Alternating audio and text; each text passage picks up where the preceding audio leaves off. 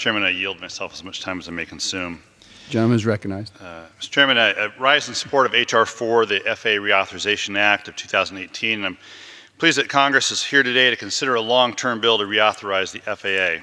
This moment has been a long time in coming. Congress has not enacted a long-term FAA bill since 2012, and it's currently running on its 5th extension since that time. We're here to consider a comprehensive piece of legislation and a bipartisan piece of legislation that provides long-term, predictable funding for the FAA, improves aviation safety, addresses workforce needs, and advances vital research in the aviation field. Whether large or small, airports across the United States play an important role in communities by connecting people, goods, services, and creating jobs. In Washington State, my constituents rely on airports of all sizes. In my hometown of Arlington, general aviation at Arlington Municipal Airport is vital, and the annual EAA fly-in brings in people from all across the country.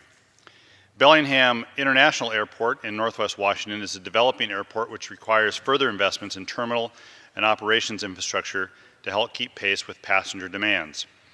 And Payne Field Airport in Snohomish County is a growing hub in the Pacific Northwest, with the construction of a new terminal and expanded air service expected later this year. Each of these airports play a different yet important role in serving the local community and the national aviation network.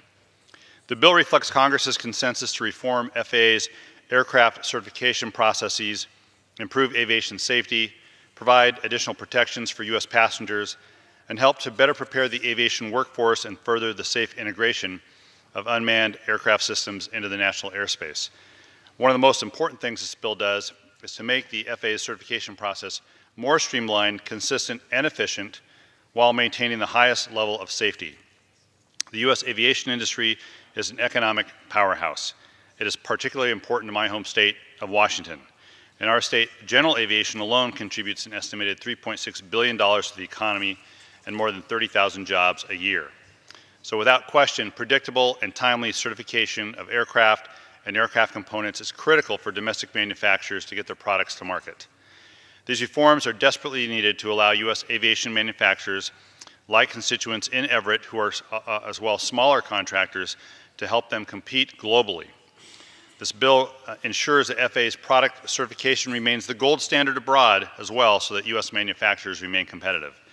And as passenger growth continues, Congress must ensure airports have the right tools in place to safely accommodate this new demand.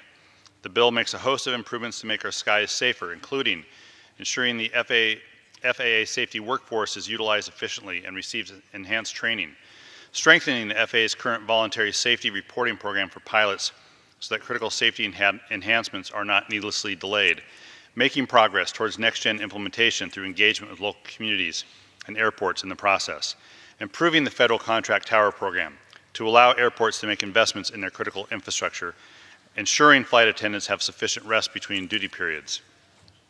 It also includes numerous provisions that enhance the air travel experience for more than 900 million passengers who fly each year, including a prohibition on airlines involuntarily bumping passengers after they've boarded, a prohibition on the use of cell phones for voice communications during flight, and a requirement for airlines to create a one-page document outlining the rights of passengers, which will bring much-needed transparency to the industry.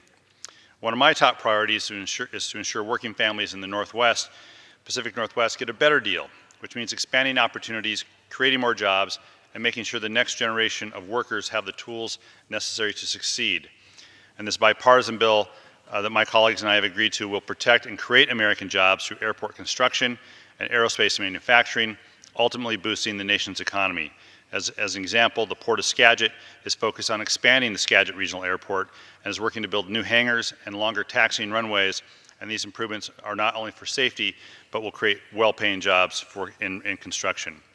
Further, the Career Connect Washington initiative aims to connect more than 100,000 students over the next 5 years, with career-focused learning opportunities building a bridge from school into high-demand and good-paying jobs. Across my district, nearly 900 young adults participate in this initiative, have connected to apprenticeships, job shadows, or other structured work-based activity. The bill builds on these efforts to better prepare students for the aviation workforce by encouraging schools, industry, and other stakeholders to address the skills gap in the aviation maintenance field and requiring a GAO study of best practices, to incentivize, recruit, and retain new aviation workers. And I'm pleased that the bill includes my proposal to create a Youth Access to American Jobs in Aviation task force. This task force will work with aviation trade schools and community colleges, airline carriers and industry, labor unions, and other relevant stakeholders to develop recommendations to encourage high school students to enroll in aviation manufacturing, maintenance, and engineering apprenticeships. And finally, this legislation includes a title on unmanned aircraft systems, or drones, which are flourishing in the skies at a pace we did not imagine just a few years ago. And provisions in the bill will help the commercial drone industry safely thrive while addressing the many issues these new users present as they become integrated into the U.S. airspace. This bill enacts a multi-year reauthorization, Mr. Chairman, of aviation taxes and FAA expenditure authority that will provide stable, predictable funding needed to carry out its safety mission and ensure the FAA remains the world leader in aviation research and development.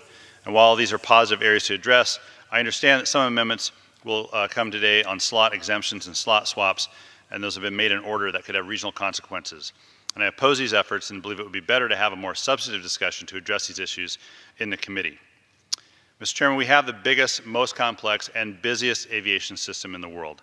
We are years past due in enacting a long-term FAA reauthorization that will allow the U.S. to remain the gold standard in aviation, and I'm pleased to co-sponsor this bill, and I reserve the balance of my time. The gentleman reserves. The chair now recognizes the gentleman from Pennsylvania. Mr. Chairman, it's my great pleasure and honor to recognize the subcommittee